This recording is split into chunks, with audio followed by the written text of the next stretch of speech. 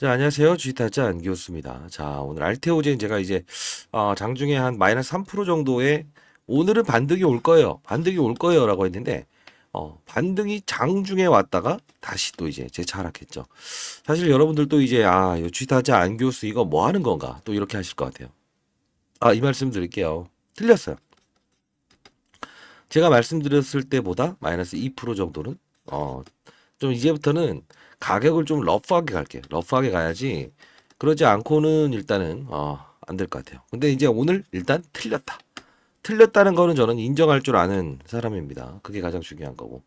자, 단기 투자의 영역에서는 틀렸다. 자, 그러면 뭔가 좀 바뀐 게 있나? 사실 이 부분에 대해서는 또 제가 9.9% 하락 나왔을 때 자, 이건 추가적으로 반등을 주더라도 무조건 여기서는 한번 놀라는 피해 가십시오라고 해서 마이너스 15%까지 빠졌었죠. 그리고 다음날 시초가에 한번 접근해서 짧게 한번 끌어내십시오. 했죠. 근데 이 부분 피했다가 오늘 이야기했다가 이렇게 된 건데 한번 기준으로 좀 깊게 들어가 봅시다. 깊게 들어가야지 뭐 얘는 뭐 단타만 이렇게 올리냐 이런 생각을 하실 분들도 있을 것 같아서요. 자, 그러면 최근에 있었던 부분 자 봅시다. 1번. 자, 급락에 대한 요구는 뭐냐? 그러면 모건스탠리 캐피탈 인터내셔널은 분명 얘를 포함할까 말까. 이게 뭐냐면 모건스탠리 자회사예요. 예, 글로벌 마켓 지수를 포함하는데 어떠한 종목을 포함하게 되면 코스피 지수든 코스닥 지수든 끌어올릴 때 또는 대한민국 시장에 투자할 때 눈 감고 지수에 편입해서 글로벌 마켓 펀드 매니저들이 운영하는 거거든요. 그래서 오늘 아마 특이점이 하나 있을 거예요. 제가 1시간짜리 영상을 여러분들 질의응답 받은 내용 그 부분에서 엔캠 이상 없다. 근데 이것도 역시나 MSCI에 편입되자 마냐 이게 지금 이제 5월을 향하고 있는 거고요. 과거에 불발 사건이 나왔던 거, 저 1시간짜리 영상에서 알려드린 건데, LS 머티 이상 없다, 그죠? 자, 그리고 불발은 됐지만 이번에 다시 한 번 더 도전하는 거예요, MSCI에. 그리고 지금 기준으로는 해당이 안 되죠, 그죠? 근데 중요한 건 4월에 이제 이번 달에 몸집을 최대한 부풀리게 되면 가능해요. 이때 당시에 4조 원까지 갔었거든요. 보통은 5조 원 정도 돼야 편입되냐 마냐 기준인데, 자, 뭘 봐야 되냐? 원래 코프로 머티도 일단은, 나름, 요 부분 훼손되게 되면 깼다가도 연기금 투자는 다시 들어온다고 했어요. 다른 말 아니고. 아직 들어오지 않았죠? 회복하면 들어올 거예요. 예, 이건 제가 과거에서부터, 말씀드렸던 이 코스피 200 지수를, 맞아. 요렇게 했다가 훼손했다가는 이탈됐다가 로스컷 기준이 있다고 했어요. 기관들은 30% 마이너스 나면 손절한다. 근데 알테오젠 이야기하다 갑자기 또 이제 모건스탠리 이쪽으로 빠졌네요. 자, 죄송합니다. 자, 그러면 좀 더 볼게요. 자, 이제 그 이날 빠졌던 게 뭡니까? 장 시작 전에 블럼버그 뉴스를 통해서 최대 주주의 배우자죠. 배우자. 블록딜. 블록딜이 뭐죠? 맞아요. 시간 외 거래, 즉 장전 거래, 장후 거래 똑같아요. 블록딜을 표현해서 9.9%의 할인을 해서 때렸어요. 넘겼어요. 근데 중요한 건 여기서 중요한 건 이 뉴스가 처음 나왔을 때 최초 공유된 채널이 알테오젠 리서치로 좀 잡음이 있던 채널이었어요. 그게 뭐냐면 하나대투라고 해서 그 부분에 선누구 연구원이라고 있어요. 선민정 씨예요. 자, 뭐라고 하는 건 아니고 과거에 이제 제약바이오 잘 담당했던 사람인데 요 부분에서 약간의 좀 리서치에서 잡음이 있었다는 거고, 그리고 장중에 마이너스 9% 이상의 반등을 주지만 결국은 블록딜이라는 요소는 쉽게 말해 싸게 넘긴 건 사실이죠.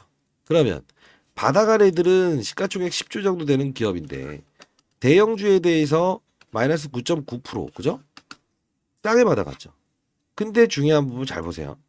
이날에 대한 부분은 어떻게 되세요? 마이너스 7%까지 반등했죠. 그럼 그대로 5% 먹기 게임이죠. 그럼 여러분들 대형주에서 5% 먹었으면은 큰 수급들은 때릴 수도 있어요. 때릴 수도 있어요. 이게 맞아요. 또 밑으로 마이너스 15%까지 이렇게 빠졌죠. 결국은 다시 또 차익이 일어날 수 있다는 거예요. 마이너스 10%까지 올라올 때 종가에. 이해되셨나요? 항상 빠지는 종목은 대형주들은 어떤 그들은 SK하이닉스가 7% 빠진 다음에 크게 밀어넣는다고. 다만 1% 먹어도 수익이니까. 자, 그러면 공시와 함께 회사의 입장 표명이 한 번 있었어요. 그리고 설립자이자 전 CSO인 정혜신 박사가 있어요. 원래 사실 설립자 알테오젠의 처음 설립자는 정혜신 박사라고 있거든요. 예, 이분이 사회공헌 활동을 위한 매도 그리고 진행 중인 사업들에는 아무런 관심이 없다. 난 그냥 매도했을 뿐이다. 나머지 대주주 물량은 24년 올해 말까지는 락업할 거다. 팔지 않을 거다. 묶어 놓을 거다. 그래서 주가가 이 마이너스 10%까지 반등을 했던 거잖아요. 그죠? 근데 예, 다음날 올랐다가도 또 한 번 훼손이 나오죠. 밑에서 받아먹은 애들이 있으니까. 근데 오늘 같은 경우에는 꼬리가 그렇게 길지 않아요.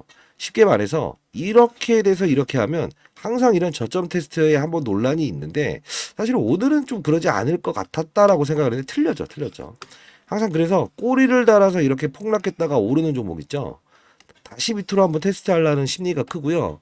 위를 뚫어버린 거 있죠. 다시 한번 더 뚫어버렸다가 내려오려고 하는 심리가 커요. 항상 이 주식시장이라는 게 재밌는 논리지만 아래 한번 뚫었던 종목은 꼭 그 부분을 한번 터치하려고 하는 심리가 크다는 건데 오늘 그 부분은 제가 조금 이제 미스 나왔다는 건 인정하겠습니다.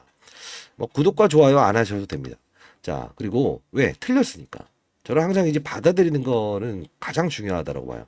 제가 20년 동안 자산운용사에서 펀드 매니저 했을 때도 받아들이는 연습을 해야만 인정하는 연습을 해야만 나아갈 수 있다. 이것도 여러분들 아셨으면 좋겠고요.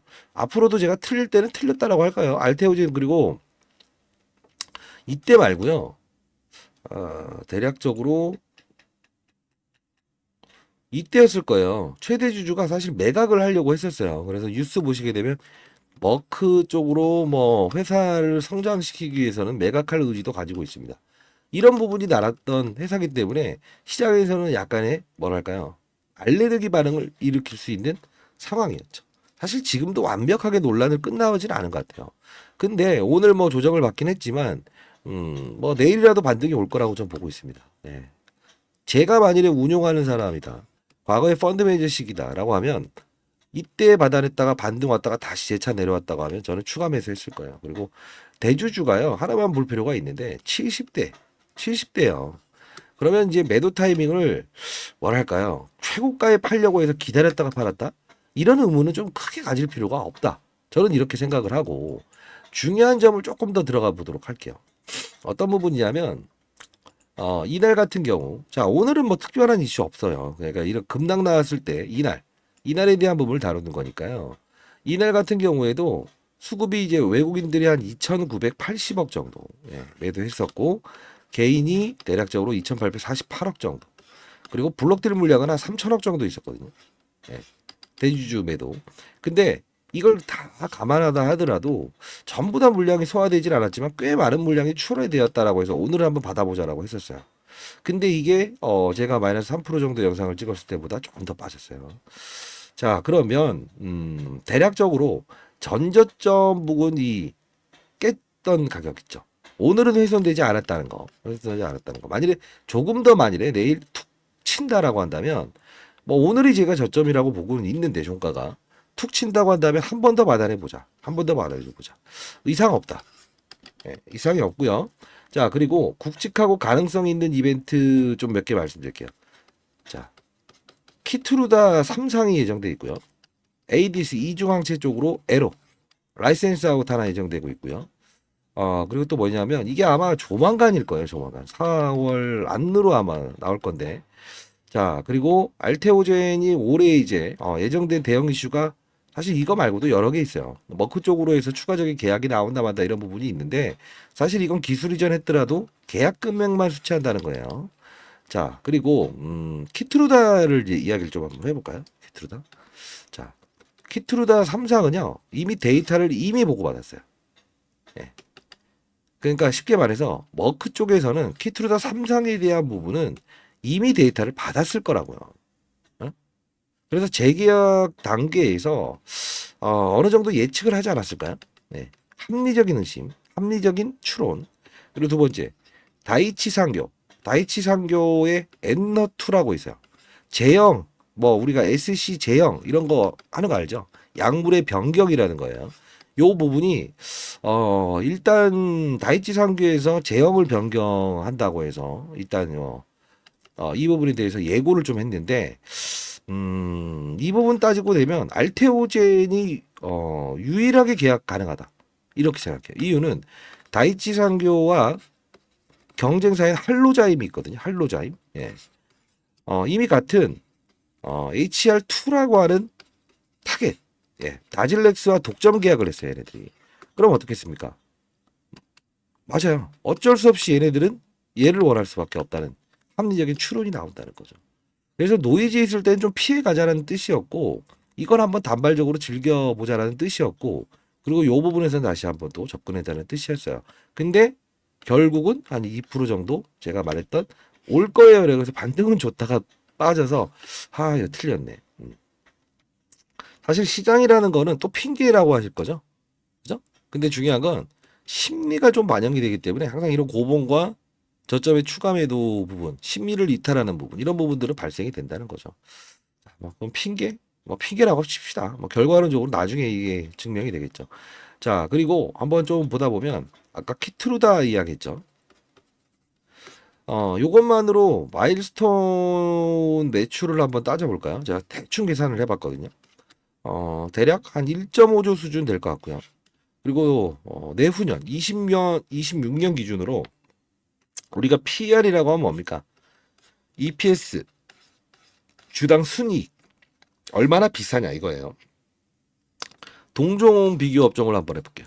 삼성바이오로직스 44배, 셀트리온 34배, HLB가 60배요. 이만큼 고평가되어 있다는 거거든요.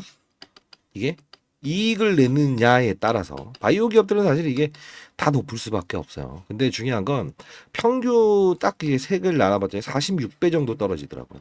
그러면 동사는 이미 마일스톤, 즉 기술 이전 비용을 계약금으로 받은 부분이 있기 때문에 PR을 따졌을 때 한 7배 정도, 보수적으로 보면 한 10배 정도. 그럼 다른 거에 비해서는 사실 싸다라고도 볼 수 있다. 근데 합리적인 주가 상승률은 저는 플러스 알파적으로 항상 말씀드리죠. 항상 1 더하기 1은 2라고 하면 주가가 거기까지 꼭 가야 되는 건데 그러진 아니하더라. 제가 필드에서 운용을 해봤더니 왜 그러냐면 이런 부분이 있어서 그래요. 의대 파업을 한다고 하죠. 맞잖아요. 그 의대 수 늘리니까 교수들 파업한다. 아직까지도 이거 계속 논쟁이 있고 있죠. 사실 이 종목이 올랐던 이유는 이 의대 여기서 오를 때요. 계약 금액 받아서 끌어올렸다 하지 마세요. 과거에도 계약 금액은 받았을 때가 이 머크게 2번이 처음이 아니라는 거예요. 근데 중요한 건 추가적인 알파 요소 중에 이제 의대 정원 늘리겠다라고 해서 의사들이 파업했죠. 그죠? 그러다 보니 이제 피하 지방 주사에 이제 그 항암제를 맞을 수 있는 간편함. 그러니까 4시간, 5시간 이 병원에 가서 기다리지 않아도 혼자 스스로 맞을 수 있다. 간편함.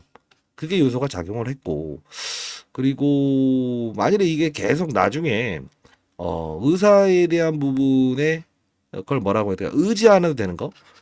예. 4시간, 5시간 비용도 많이 들고 사실 이게 지겹잖아요. 근데 집에서 가만히 있으면서 피하 지방에 딱 주사 한 대 맞을 수 있으면서 항암제 놓을 수 있으면 이게 얼마나 또 나름대로 편리성이 있겠습니까? 요새 뭐 AI다 뭐다 해서 시장에서도 항상 이제 모든 부분을 이제 자동화하고 편리함을 추구하는 기능 중에 하나인데 그 부분이 좀 이제 여기에 연결돼 있다. 아, 하루 이틀 끝날 문제는 아니에요. 예. 그죠? 자, 그 부분이 좀 있었고 사실 이 부분에 있어서 움직인 거는 미국의 연준 의장의 제롬 파월이 금리 동결하냐 인하하냐, 그죠? 여기서 이제 어떤 걸 했습니까? 음, 동결을 했죠. 그게 바로 이제 바이오 기업들, 뭐 HLB들, 레고캠 바이오 등 상승을 할 수 있는 주변 환경을 마련해 줬다. 이게 합리적인 거예요. 항상 좋은 어떤 뭐 완전 관해라고 해서 암을 다 고쳤다 이런 말이 나오더라도 아무리 좋은 게 나와도 주변 환경, 텃밭이 좋지 못하면 태풍 오는데 어떻게 멋진 양복이 빛을 보겠습니까? 근데 중요한 건 이런 부분도 있다는 거예요. 이 바이오 기업들 금리 인하기가 언제였죠? 인하기. 코로나 때 아니었어요? 이때 사실 바이오 기업들 다 좋았죠. 금리 인하는 부채가 많은 또는 실적이 안 좋은 기업들. 물론 또 이제 이럴 식으로 계약금 받아놓는데 얘는 비교하지 마세요. 바이오 아닙니다. 얘는. 그럼 뭘로 봐야 돼요? 바이오가 아니면 얘는 뭘로 봐야 돼요? 업종을. 그냥 알테오젠이요. 저 강성주주들은 그러겠죠. 무상증자 유상증자 받으면서 뭐 한 1억 태워서 지금까지 뭐 10몇 억 되신 분들은 그런 분들한테 제가 이야기하면서 영상을 찍는 건 아니라는 거 다시 한번 말씀드리겠습니다. 괜찮았다라고 하면 구독과 좋아요 버튼 눌러주시면 많은 힘이 될 것 같습니다. 감사합니다. 저는 일단은 오늘 잘 받아냈다라고 보고 있어요. 예. 감사합니다.